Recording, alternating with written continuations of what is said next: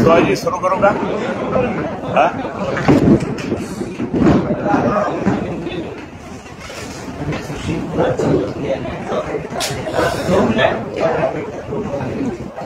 सर्व पत्रकार मित्र व चॅनल्स जे पत्रकार बंधू, परवा दिवशी एकटी पाडवा झाला आणि आता नवीन वर्ष कालपासून सुरू आणि म्हणून त्या निमित्ताने मी आपल्या सर्वांना मनापासून शुभेच्छा देतो. हे नूतन वर्ष अगदी आनंदाचं, उत्साहाचं, मनोरंजनाचं, तुमच्या सर्व चॅनल्सचं, तुमच्या सर्व यशस्वी जावं हीच प्रार्थना मी प्रभू रामचंद्रांच्यासाठी करतो. आणि प्रतिवर्षीप्रमाणे आम्ही आमची जी शोभायात्रा असते ही शोभायात्रा खूप मोठ्या प्रमाणात यावेळेस निघाली होती. सगळे संप्रदाय त्यामध्ये होते, अनेक जण त्या ठिकाणी सहभागी झाले होते आणि म्हणून ती यात्रा खूप जबरदस्त निघाली शोभायात्रा. आणि त्यामुळे सुद्धा त्या ठिकाणी मोठ्या प्रमाणामध्ये वातावरण एकदम बदललेलं आहे. मी या ठिकाणी हे मुद्दाम सांगेन आपण सर्वांना की शिवसेना पक्ष माननीय उद्धवजी ठाकरे साहेब त्यांचा रोज मुलाखती चालू ते आता विधान परिषदेमधून बाहेर आल्यानंतर आणि काल परवापासून सुद्धा खूप वातावरण वेगवेगळ्या पद्धतीचं राजकारण बदलतं, केंद्राचं वगैरे काय काय आहे. म्हणून अशा दृष्टिकोनातून त्या ठिकाणी आम्ही सुद्धा शिवसेनेचे पदाधिकारी, शिवसेना नेते म्हणून आम्ही आमच्या पद्धतीने काम करत आहोत. मी या ठिकाणी सांगेल की बरेच जण त्या ठिकाणी बीडच्या माध्यमाद्वारे आपण खूपच त्रस्त झालो. बीडमध्ये जे काही चाललं आहे आणि कोणाचं लक्ष नाही असं चाललं आहे. पूर्ण महाराष्ट्रामध्ये त्या ठिकाणी एक मोठ्या प्रमाणामध्ये हे असे प्रकरणं सुरू झाल्यामुळे लॉ अँड ऑर्डर पूर्ण महाराष्ट्रात बिघडले. मध्येच काहीतरी येत आहे. आमच्या संभाजीनगर शहराच्या बाजूलाच त्या ठिकाणी मरहूम औरंगजेब त्या ठिकाणी खबर आहे. ती 400 वर्षापासूनची आहे, पण ते त्या ठिकाणी तिथे राजकारण सुरू केलं. आणि जे आता महिलांना पैसे मिळत नाही किंवा म्हणजे जे काही पैसे दिले पाहिजेत 2100 ते पण नाही, 1500 कुठं ते द्यायला लागले आणि आता पैसे आहेच नाही. या शासनामध्ये अगदी खूप कमी पैसे आहेत असं सांगतात नाही. मग बाकीचे गेले कुठे? जे काही तुम्ही त्या ठिकाणी ज्या मोठ्या प्रमाणात पैसे वाटप केलेले होते ते पैसे वाटप केले म्हणजे काही प्रमाणात खोके दिले. ते खोके दिलेले आणले कुठून पैसे? मग हे त्याच्यामुळे ते आपली अर्थव्यवस्था खोलंबली नाही का? या सगळ्या अशा बाबतीत त्या ठिकाणी खूप मोठ्या प्रमाणात महाराष्ट्रामध्ये म्हणजे खूप कुशलकूच चालू आहे. आणि म्हणून या ठिकाणी मी आपल्याला सांगेन की शिवसेनेच्या आमच्या सगळ्या बैठका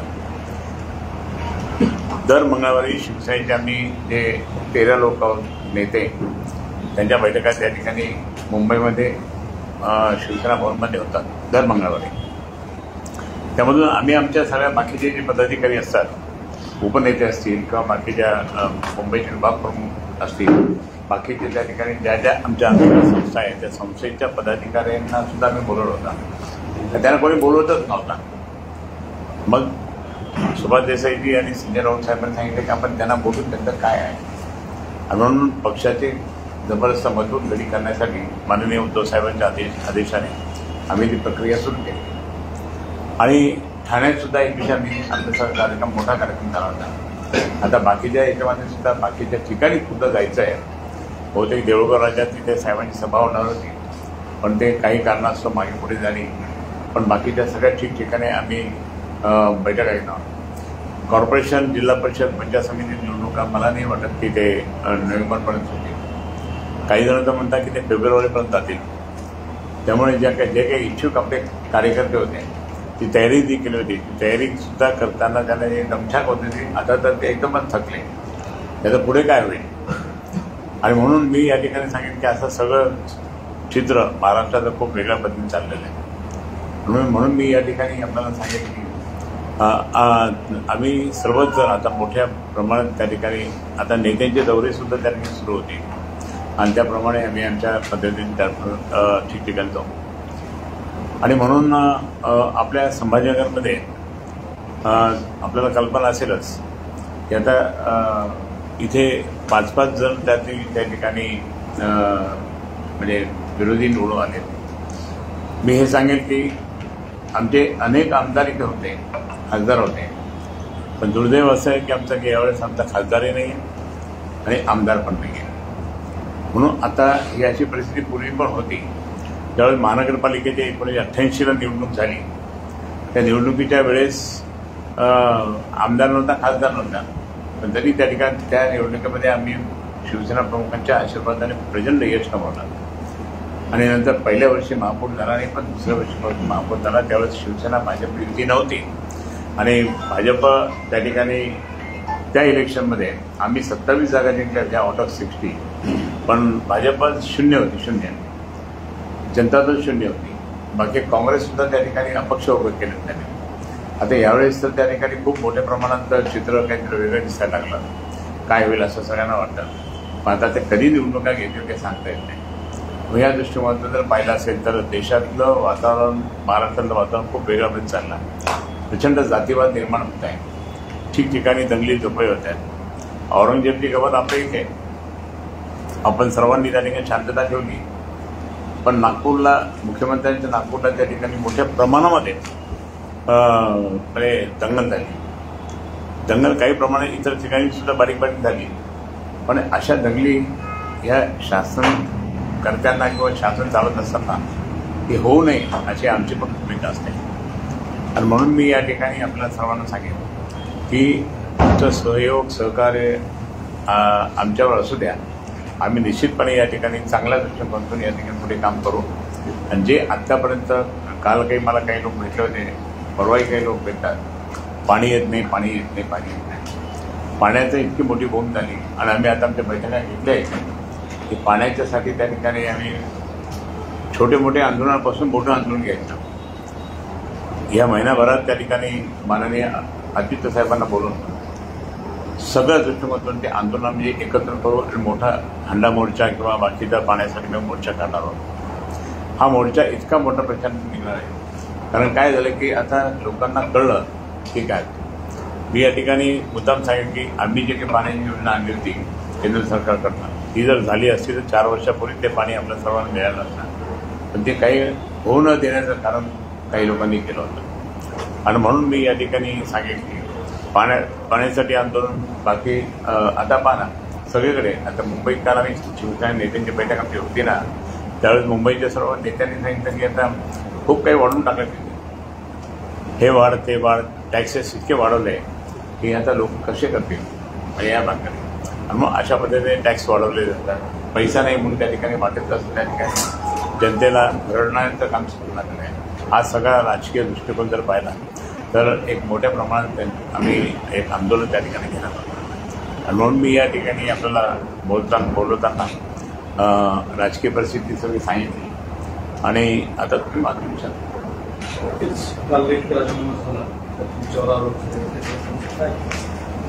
माझ्यावर आरोप कोणी करत नाही, करण्याचा प्रयत्न पण कोणी करत नाही.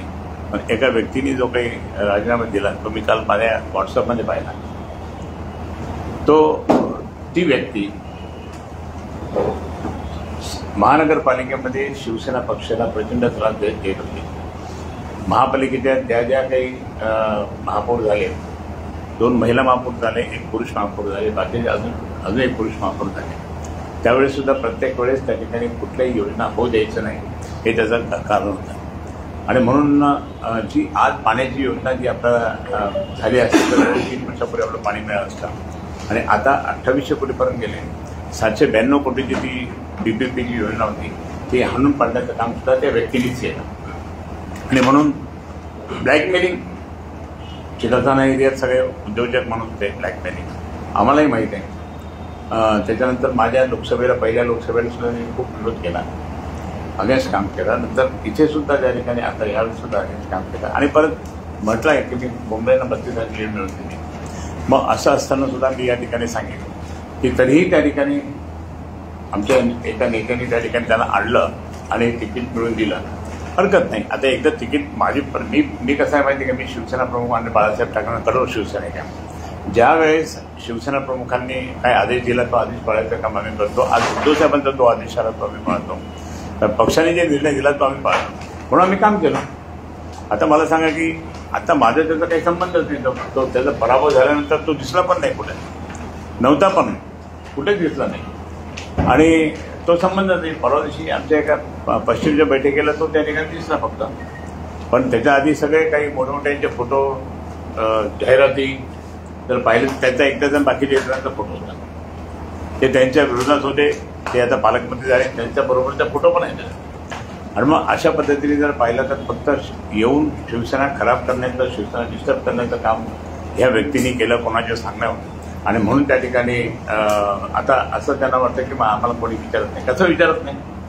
तू येतच नाही बाबा, तू जर आला असतं तर काय झालं असतं. आणि म्हणून मी त्याला काही इतकं ते त्याच्याबद्दल जास्त बोलून काही मी त्याला त्याचं महत्त्व वाढत नाही. म्हणून प्रत्यक्षात या ठिकाणी सांगेल की असे लोक त्या ठिकाणी येतात आणि संघटना खराब करून बिघडवतात.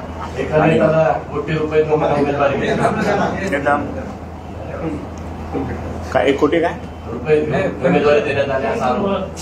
कोणी आम्ही दिले त्यांनी घेतले नाही. त्यात मी तो नेता तर नाही म्हणून मी काय बोलत नाही करत होते. पण एक सांगेल की महाराष्ट्रामध्ये एक चांगली महानगरपालिका म्हणून एक नावारूपास आली होती. त्यामध्ये चांगले प्रोजेक्ट आम्ही आणले होते. ते प्रोजेक्ट त्या ठिकाणी डिस्टर्ब करायचं काम केलं. इंडस्ट्रियल एरिया वाढवण्याचं काम करत असताना तिथे इंडस्ट्रियल एरियामध्ये सुद्धा ब्लॅकमेलिंग केली. ज्यावेळेस आता इतकं पक्षाच्या विरोधात काय उद्धव साहेबांच्या विरोधात सुद्धा तो बोललेला विधानाच्या ह्याच्यामध्ये महापालिकेमध्ये ते सगळं मानण्याचं कठीण आहे. उद्धव साहेबांच्या आगेच पण बोलला, पक्षाच्या आगेच पण बोलला, माझ्या आगेच तर रोजच बोलायचं, सगळंच काय तरी आम्ही सहन करायचो. आणि अशा पद्धतीने त्या ठिकाणी मागून म्हणजे स्वतःला आणि भाजपशी सुद्धा त्यांनी अशीच काळीमोड केली होती. मग त्याला काढून टाकलं होतं. मग परत त्या नानांनी त्यांना घेतला. म्हणजे येतो जातो अशा पद्धतीने तो माणूस त्या ठिकाणी तो होता. आणि म्हणून अनेक पक्ष बदलले आणि अनेक पक्षाचं काम त्यांनी काही राष्ट्रवादी काँग्रेसमध्ये पण होता. असे त्या ठिकाणी आमच्या म्हणजे आमच्या पक्षात घेतला मी आणि आम्ही काम केलं. तुम्हाला सांगतो की मागच्या वेळेस त्याला 42,000 मत मिळाले होते आणि आता यावेळेस लाखाच्या वर गेले. ते फक्त शिवसैनिकांच्या मेहनतीने. काल रात्रीपासून मला इतक्या शिवसैनिकांचे फोन आले, अनेक महिला शिवसैनिकांच्या फोन आले. आम्ही इतकं काम केलं म्हणे आणि हा माणूस असा बोलतो, हे बरोबर नाही म्हणे. विजय प्राप्त झाला नाही म्हणून आता कोणावर पण कोलित करायचं. पण आम्ही ते काम केलं म्हणे. आता तुमच्या माहिती मी तर शेवटच्या दिवशी सुद्धा खूप सगळीकडे बजाजनगर इकडे तिकडे पूर्ण फिरत होतो. त्याचा फॉर्म भरायला मी गेलो होतो. त्याच्यानंतर अनेक आणि तुमच्या माहितीच तो त्याचा एक जवळचा कार्यकर्ता त्याला इथे बसवलं होतं मी 2 जणांना. म्हटलं मी सगळे फोन करतो. 2,500 फोन त्यावेळेस केले. 2,500 फोन त्याच्यासाठी केले. सगळ्या व्यापाऱ्यांना, येणार त्यांना, तिथल्या लोकांना, उद्योगपतींना, सगळ्यांना, काही सामाजिक कार्यकर्त्यांना किंवा याला मतदान करा. आपला त्या ठिकाणी बंडखोराला नाही निवडून आणायचं, आपल्याला याला निवडून आणायचं, हे सगळं केलं. हे असताना सुद्धा माझ्यावर आरोप करण्याचा मी जाणत मी कोण आहे, हे तर कोण चिल्लार येतो त्याचं काय ऐकतं मला. परंतु प्रत्यक्षात मी या ठिकाणी सांगेन की असे लोक त्या ठिकाणी संघटनेमध्ये आले आणि गेले. आता उदाहरणार्थ मी सांगतो की आमच्या इथे संभाजीनगरमध्ये 3 जण भाजपच्या 4 जण आले, तर 3 जण आले ते. तर एक ते बैजापूरचे ते आले, ते गेले. तो बनकर आला गेला. तर बनकर तर प्लॅनिंगच केली त्यांनी. बनकरनी त्या ठिकाणी अब्दुल सत्तार म्हणून ॲडजस्टमेंट झाली असे लोकच तिथले म्हणतात. कारण मी स्वतः त्या ठिकाणी प्रचाराला गेलो होतो, तर प्रचारात तो दिसलंच नाही मला. मी स्वतः भाषणं केली. मला ज्या ज्या ठिकाणी भाषणं करायची होती त्या ठिकाणी सुद्धा त्यांनी काहीच चान्स दिला नाही. म्हणजे याचा अर्थ असा झाला की मी माझ्यासारखा मोठा नेता, जे 20 वर्ष त्यांनी खासदार, 10 वर्ष मी आमदार, या जिल्ह्याचा पालकमंत्री, अनुभव देशातला महाराष्ट्रात असताना सुद्धा. आणि तिथे मी सिल्लोडला कधी पण जायचो तर सिल्लोडला त्या ठिकाणी मोठ्या प्रमाणात अब्दुल सत्तारच्या अगेन्स्टमध्ये हिरवा साप म्हणून मी बोलायचो. माझी आणि तिथं मुस्लिम समाजचे लोक पण यायचे, ऐकायचे. मी त्यांना म्हणायचो मैं कुछ गलत नहीं बोला, पर साहब आप ही बोल सकते हैं, हम तो बोल ही नहीं सकते, नहीं तो हमको मारेगा वो. अशा पद्धतीने त्या ठिकाणी. म्हणून मला सांगायचा मुद्दा काय की आम्ही इतकं काम केल्यानंतर सुद्धा तर असा आरोप होतो. मी एकनिष्ठ माणूस आहे बाळासाहेब, कडवट शिवसैनिक आहे, उद्धव साहेबांच्या नेतृत्वाने काम करतो, पण मी या ठिकाणी माझ्याकडनं कधी गद्दारी होत नाही किंवा कोणाशी हे होत नाही. पण आता या ठिकाणी म्हणतात की नाही माझं एकदा पटत नाही, पण सांगायचं यांची तर स्तुती केली, आमच्या एका नेत्याची स्तुती केली, म्हणजे याचा अर्थ काय समजत नाही. म्हणजे मी काही कारण असतो काय कारण होते सांगा ना काही. आणि बद्दल माझी नाराजी काय नाराजी सांग ना, येऊन सांगायचं मला, भेटायचं ना. निवडणुकीत हरल्यानंतर तो दिसलाच नाही काय, त्याला कुठे फॉरेनला गेला, कुठे इकडे गेला, मी विचारतो कुठे गेला, तो त्यांना बोला माहीत नाही कुठे गेला. आणि असं असताना त्या ठिकाणी नाराजीचं म्हणजे मला भेटला पण नाही तर नाराजी व्यक्त करून करणार. म्हणून अशा पद्धतीने त्या ठिकाणी त्याने पण प्रत्येक वेळेस शिवसेनेला प्रचंड त्रास दिला. महिला महापौर दोन होते त्यांना त्रास दिला, पुरुष महापौर दोन होते त्यांना पण त्रास दिला, आणि अगेन्स्टमध्ये बोलायचा, खूप अगेन्स्टमध्ये बोलायचा. उद्धव साहेबांच्या बाबतीत सुद्धा त्यांनी खूप काही गरळ ओकलं होतं, आणि म्हणून त्या ठिकाणी तो पराभव करायचा होता कोणाचा तरी, आणि म्हणून त्या ठिकाणी आम्ही म्हटलं त्याला हरकत नाही आणि हे केलं. परंतु प्रत्यक्षात त्या ठिकाणी त्यांनी जे काही बोलला किंवा हे केलं ते चुकीचं बोलला, हे मी या ठिकाणी फक्त सांगतो. काय अंबादास दानवेचं कौतुक केलं, कारण अंबादास दानवेचं तिकीट मिळतं, मी नव्हतं मिळतं. कारण मला माहीत होतं पक्षातला माणूस इतके 4-5-10 लोक होते, त्याच्यातला माणूस तिला सोडून बाहेरून आणायचं म्हणजे काय प्रकार पक्षात कोण नव्हतं का, ही माझी भूमिका होती. मग त्यात समजून घ्या काय तुम्हीच सांगा, मी नाही काय बोलत, तुम्ही समजून घ्या. मी तर 8 जून 1985 पासून नॉनस्टॉप या ठिकाणी आहे, कुठेच गेलो नाही, कुठेच जाणार पण नाही. हे ते असताना सुद्धा बाहेरून येतात लोक आणि त्या ठिकाणी काहीतरी बोलत बसतात, काहीतरी राजकारण सुरू करतात, हे मला आवडत नाही. आता ते मुद्दा अंबादास दानवे त्यांना आणलं, तिकीट मिळून दिलं, माहीत नाही काय झालं, तू काय म्हटलं तुम्ही माहीतच, बारीक काय म्हणलं का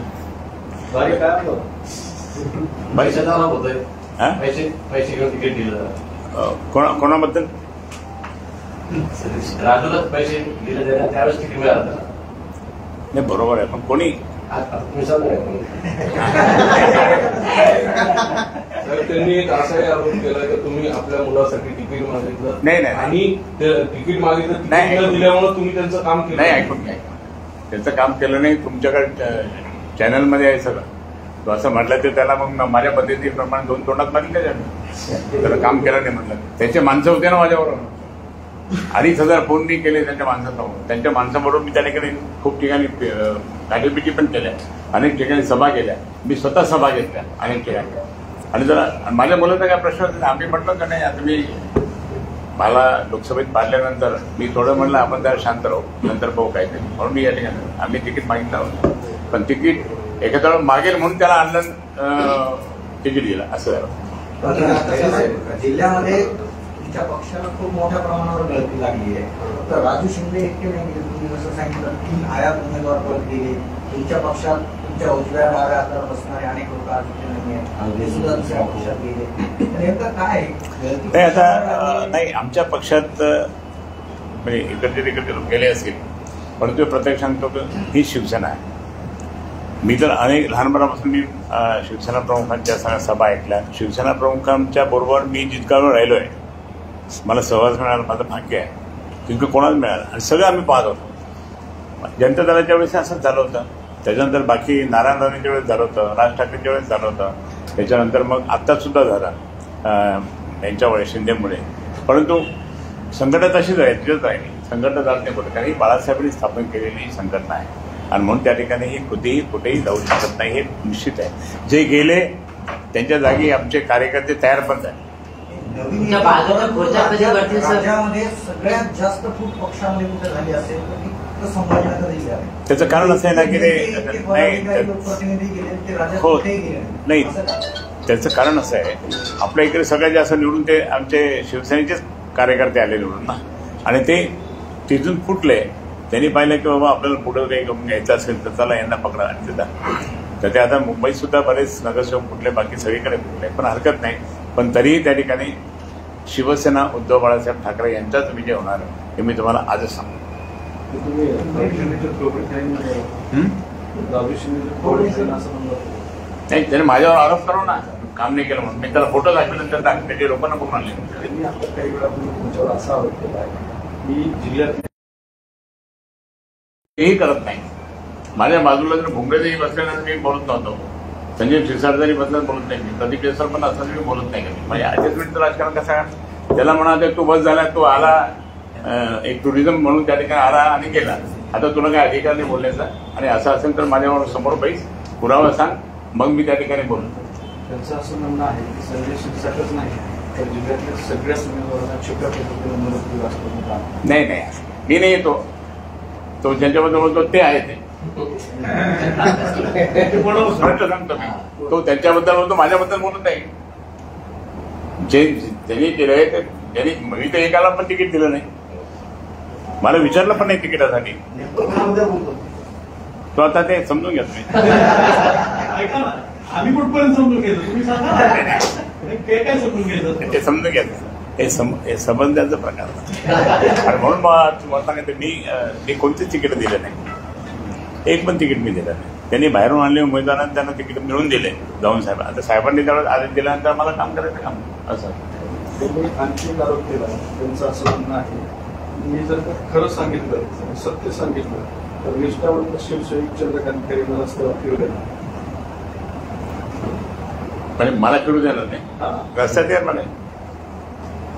हिंदुत्वासाठी त्या ठिकाणी जेलमध्ये गेलेला माणूस, हिंदुत्वासाठी त्या ठिकाणी सिटी चौकामध्ये काय तिकडे पण सगळ्यांनी उत्तर दिलेलं आहे. मी जबरदस्तपणे त्यांनी काम केलेलं आहे. मी पालकमंत्री असताना त्या ठिकाणी आमची बैठक चालली होती, त्यावेळेस मोंढ्यामध्ये तो एक एनसी याच्यामध्ये लॉकमध्ये गेलेला माणूस होता, वारला. ती दंगल झाली होती. मी स्वतः जाऊन त्या ठिकाणी गळा पकडला आणि गाडीत टाकला. मी असा माणूस आहे, डरबोक त्याला केस नाही, दाढीचे काय.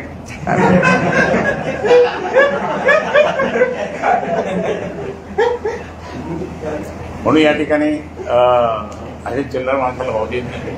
मी एकनिष्ठ आहे आणि लोकांना माहीत आहे. परवाची मिरवणूक सुद्धा त्या ठिकाणी एकनिष्ठतेच्या याच्यानेच सगळे आले होते, सगळेजण आले होते. हा कुठं होता, हा जो त्याविषयी हा कुठे गेला. दानवे साहेब सुद्धा आले, त्यांना मी सांगितलं दानवे साहेब शेवट पण राहायचं बरं का माणूस, तर तुम्हाला म्हटलं होता हो हो, आणि गेले निघून त्यानंतर मुंबईत आहे. इथे येऊन त्या ठिकाणी मी एकटा 20 वर्षापासून मी मिरवणूक काढतो, एकटा 20 वर्षापासून काढतो. कोणाकडनंही एक लाख पैसा न देता या ठिकाणी नामधारी अध्यक्ष मी करतो. बाबा तू 10 पैसे खर्च करावं लागतील, पैसे खर्च करू नको तू ये, अशा पद्धतीने त्या ठिकाणी आम्ही करतो. पण ठीक आहे, ते चालू असतं. परंतु प्रत्यक्षात त्या ठिकाणी कोणीही माझ्या विरुद्ध असं बोलू नये. मी एकदम क्लीन माणूस आहे आणि माझ्या अंगीच बोलून माझं म्हणजे अधपतन करण्याचा जो प्रयत्न करेन त्याचा परमेश्वर अधपतन करेल. अंबादास दानवेचं एमएससीचं टर्म संपत आहे. हो, कधी संपतात, कधी संपतात,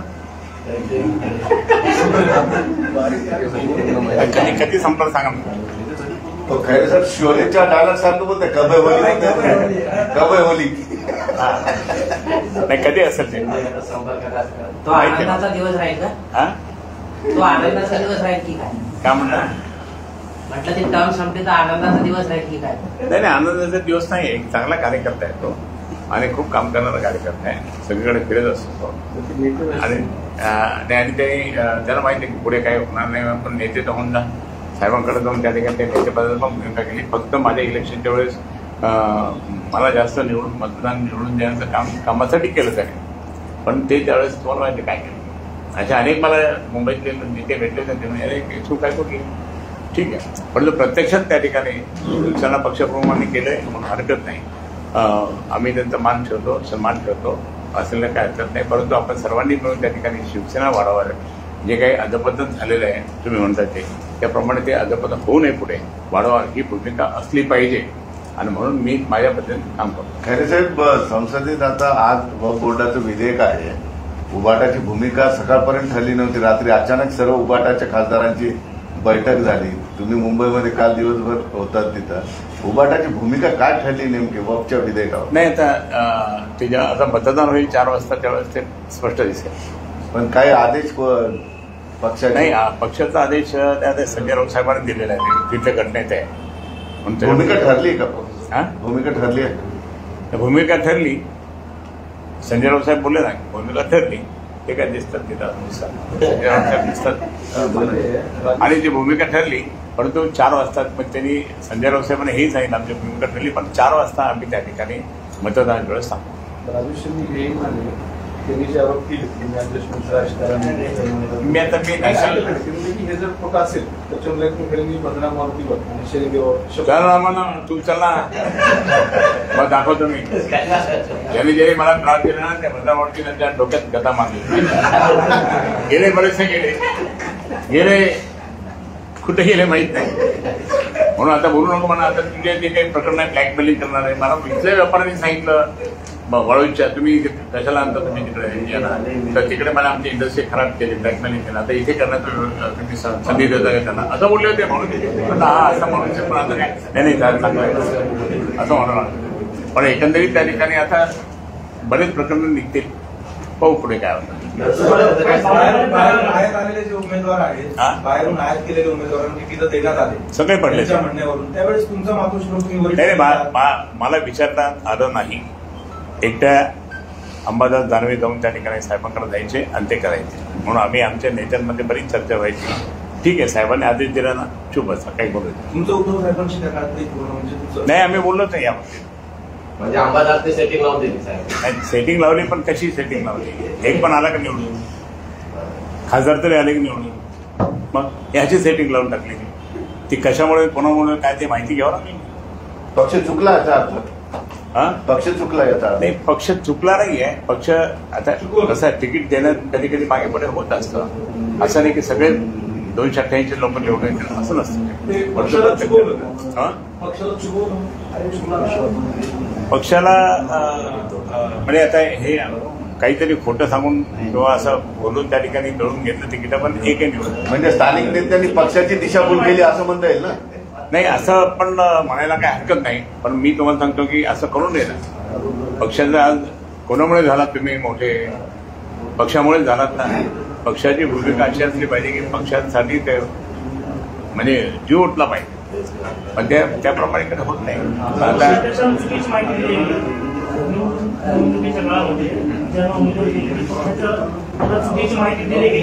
हा चुकीची माहिती दिली हा ब्लॅकमेलिंग करतो याने उद्धव साहेबांच्या अगेन्स्टमध्ये बोलला आपल्या महापौरांच्या अगेन्स्टमध्ये बोलला अनेक वेळेस. त्याच्यानंतर आपली पाण्याची योजना ही होऊ दिली नाही म्हणून आज आपण जे आता आम्ही आंदोलन करताना पुढे तर त्याचं कारण असं आहे की आता ते आंदोलन करताना आम्ही जर त्यावेळेस आमचं यशस्वी झालो असतो तर आज 4 वर्षापूर्वी सगळ्यांना पाणी मिळालं असतं 24 घंटे पण ते होऊ दिलं ना.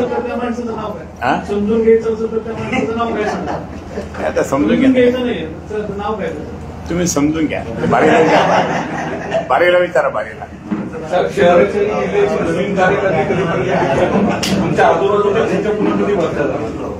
मी आज माझ्या आजूबाजूला मुद्दाम कोणाला बोलवलं नाही कारण आजूबाजूला आलेल्या लोकांना काहीतरी वेळ म्हणजे जरा कळू द्या ना की मी काय करतोय एकटा आणि जे गेले असेल जाऊ द्या जे जातील ते जाऊ द्या. उद्धव साहेबांनी सांगितलं 40 आमदार गेले तरी उद्धव साहेब जाऊ द्या आताही म्हणतात ज्यांना जायचं त्याचा परवा करायची नाही पण आपण मजबूतीने त्या ठिकाणी शिवसेना पद उभी करायची ही मात्र आम्ही सर्वांनी खून घाट घातलेली. तुम्ही परखड बोलणारे म्हणून अशी तुमची ओळख आहे परंतु तुम्ही कुठेतरी अंबादास दानवेंचं नाव घेण्यासाठी कचरतात असं दिसतंय. तुम्ही वारंवार उल्लेख करता की माझ्या निवडणुकीमध्ये त्यांनी काम केलं नाही सर्व तिकीटे त्यांनी मिळवून दिली मला विचारलं नाही किंवा आणखी काही आताही विचारत नाही तो आता पण विचारत नाही. आमची मातोश्रीमध्ये ज्यावेळेस बैठक ऐकून घ्या मातोश्रीमध्ये ज्यावेळेस बैठक झाली ती आपल्या जिल्ह्याच्या पदाधिकाऱ्यांची त्यावेळेस त्र्यंबक तुपे म्हणे की ह्या दोघांनी एकत्र राहिले तर अजून फायदा होईल पण हे दोघं एकत्र राहत नाही. तर मग साहेबांनी सांगितलं साहेबांनी काही बाबतीत असेल तर मला सांगा आणि अंबादासच्या बाबतीत काही असेल तर त्या ठिकाणी त्याच्या आईला सांगा पण समजून घ्या म्हणजे पण त्याच्यानंतर आम्ही एक काम करू असं सांगितलं पण कुठे मला कधी विचारत पण नाही. अंबादास दानवे मला कोणत्याही कार्यक्रमामध्ये बोलत नाही काय प्लॅनिंग करत नाही. मी पण शिवसेनेचा नेता आहे कधीपासून सुरुवातीपासूनचा नेता आहे ते जर आता आले पण मी शिवसेना वाढवली टिकवली मोठी केली हे तुम्ही पण जाणता सर्वांना सामान्य जनता बोलते नाही खैरे साहेबांनी त्या ठिकाणी हे शिवसेना टिकून ठेवली पण हे इतकं असताना मग कमीत कमी काही धोरणं काही करायचं असेल तर आपण एकत्र बसून केलं पाहिजे ना. पण अंबादास काय तो खूप मोठा म्हणजे विरोधी पक्ष नेता आहे आता ऑगस्ट पर्यंत ऑगस्ट पर्यंत आहे, तोपर्यंत चालू द्यायचं. पाणी गेलं तरी अजून वरिष्ठ हे एवढं पाणी गेलं तरी वरिष्ठांचा त्याचा हळूहळू समजून येईल काय. हंडा मोर्चा तुम्हाला माहित असेल की आम्ही त्यावेळेस एकदा हंडा मोर्चा काढला होता. BD सानप त्यावेळेस उपायुक्त होते, आयुक्त कोणी रजेवर होते, आणि त्यावेळेस आम्ही हंडा मोर्चा काढला होता. मी होतो, सावेसाहेब होते, सावेसाहेब खासदार होते, मी आमदार होतो. सावेसाहेबांची मिसेस म्हणजे अतुलची आहे, मी, माझी मिसेस आणि सगळ्या महिला असा मोठा हंडा मोर्चा काढला. आणि तो हंडा डोक्यावर फोडला गेला. तिथे आयुक्तांच्या तोडफोड झाली सगळी आणि आम्ही त्याच्यातून निर्दोष सुटलो. पण सांगायचा मुद्दा असा आहे की तो भयानक जबरदस्त त्या ठिकाणी आंदोलन होतं शिवसेनेचं. आताही कधी त्या पद्धतीने नाही तर कोणत्या ना कोणत्या पद्धतीने आम्ही काढणार. आंदोलनाचा जीव संपला नाही,